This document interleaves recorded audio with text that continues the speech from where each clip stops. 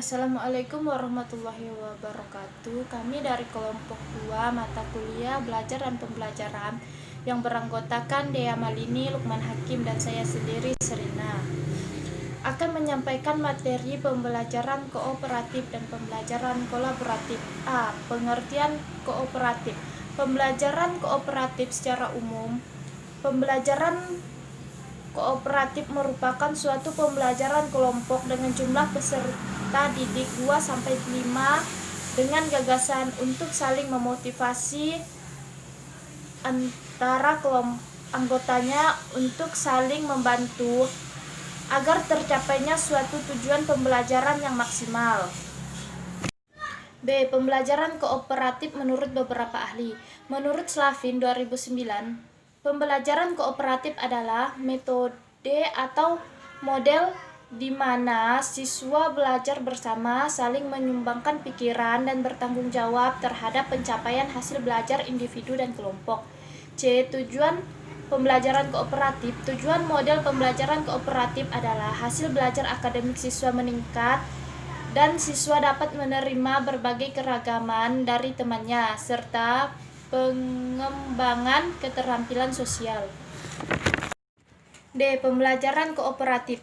Siswa dalam kelompok secara kooperatif melengkapi materi pembelajaran sesuai dengan kompetensi dasar yang ingin dicapai.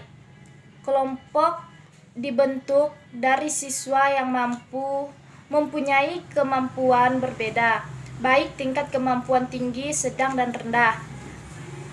Penghargaan lebih ditekankan dalam kelompok daripada masing-masing individu. Langkah-langkah pembelajaran kooperatif. 1.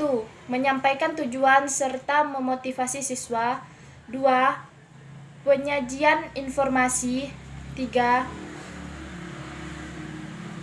Atur siswa menjadi kelompok belajar. 4. Membimbing kelompok belajar. 5. Evaluasi. 6. Berikan penghargaan.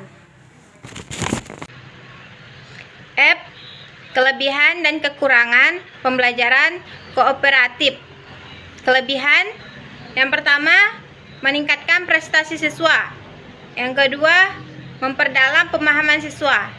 Yang ketiga, menyenangkan siswa. Yang keempat, mengembangkan sikap kepemimpinan. Yang kelima, mengembangkan sikap positif siswa. Kelemahan: yang pertama, membutuhkan waktu yang lama bagi siswa sehingga sulit mencapai target kurikulum. Yang kedua, menuntut sifat tertentu pada siswa, misalnya sifat suka bekerja sama. Yang ketiga, guru harus mempersiapkan pembelajaran secara matang. Yang keempat, agar proses pembelajaran berjalan dengan lancar, maka dibutuhkan dukungan fasilitas, alat, dan biaya yang cukup memadai. Yang kelima, saat diskusi terkadang didominasi seseorang. Hal ini mengakibatkan siswa yang lain menjadi pasif.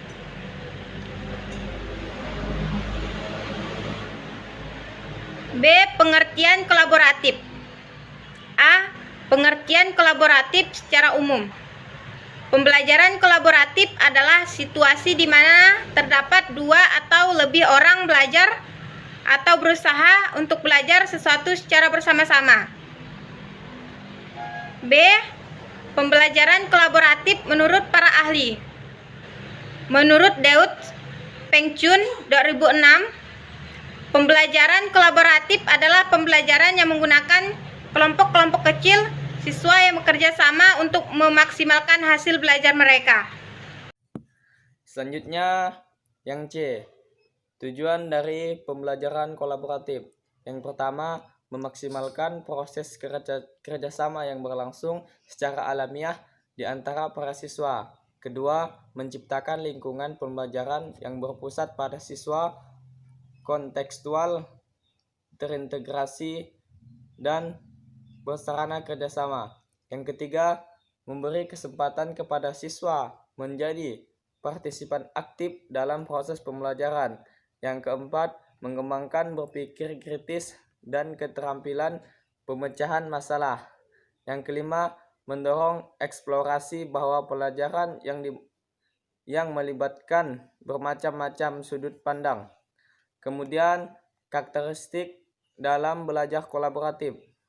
Yang pertama, siswa belajar dalam satu kelompok dan memiliki rasa ketergantungan dalam proses belajar. Penyelesaian tugas kelompok mengharuskan semua anggota bekerja sama. Yang kedua, interaksi intensif secara tatap muka antar anggota kelompok. Yang ketiga, masing-masing siswa bertanggung jawab terhadap tugas yang telah disepakati. Kemudian, siswa harus belajar dan memiliki keterampilan komunikasi interpersonal. Dan yang terakhir, peran guru sebagai moderator. Kelebihan dan kekurangan pembelajaran kolaboratif. Yang pertama, kelebihan. Siswa belajar bermusyawarah. Yang kedua, siswa belajar menghargai pendapat orang lain. Yang ketiga, dapat mengembangkan cara berpikir kritis dan rasional. Yang keempat, dapat memupuk rasa kerjasama. Dan yang terakhir, adanya persaingan yang sehat.